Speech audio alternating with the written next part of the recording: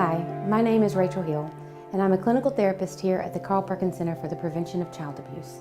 Today I want to share with you some information about our therapy program and the services we provide children who've experienced physical and sexual abuse. In our program, we use a variety of therapy modalities or approaches to helping the child heal. One of the most outstanding modalities we use is trauma-focused cognitive behavior therapy, or TFCBT. TFCBT has proven results and has been around for about 25 years.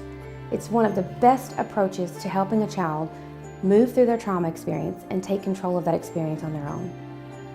In TFCBT, the child learns coping skills, they learn how to relax their own body, they learn how to take control of their thoughts and their feelings, and eventually the child will go through their story and they will share with the therapist their story and their experience. I want to share with you one child's experience. She came to me with not a lot of words. Words were hard for her. And we like to use whatever the child needs, whether that's paint, puppets, play. And so in asking her, how do you want to tell your story? She chose paint. So we sat down together and she began to paint, talking a little bit as she went through it, sharing her feelings, telling me what it was like before the trauma, during the trauma. It's hard, but she continued to persevere. What's interesting is in this particular moment, the child chose to associate feelings with colors. And so as she began painting, she started with red.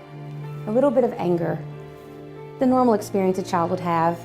My mom made me go to bed, I lost my toy. Some blue for sadness, we all have those experiences in life. And yellow for laughter, because life was good. And green for happiness, because she has a great family and she's loved. But I began to see the transition in her painting. Suddenly we had some gray, a little bit of disbelief. Is this really happening? It can't be happening.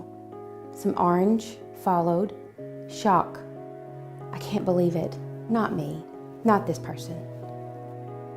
Dark gray, the dread she felt knowing that the trauma was happening. And black, the darkest color, because the trauma was overwhelming, darkest moments in her life.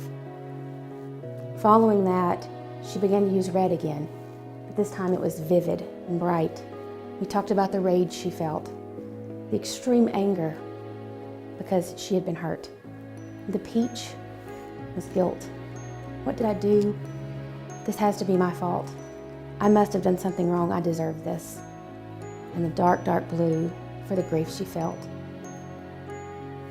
But then her story changed when she came to the Carl Perkins Center. And with the support of her family and the support of the agency, her colors shifted and she added some purple. And we talked about that purple. And I said, tell me about this feeling. And she said, it's hope. And in that moment she said, I'd never experienced hope before. But for the first time, I feel hope about what my life is going to be like. Hope that things are going to be okay. And we continued to talk about it. She continued to paint. She put green in for that happiness again that returned. So much green, so much happiness. And she wanted to spell out my life story with yellow, because she said her life is full of laughter. We chose an item for her to put on the painting that would symbolize her experience, and so she chose a cross. She said it represents the strength and the courage she needed to walk that journey to a place of healing, a place of hope, a new path.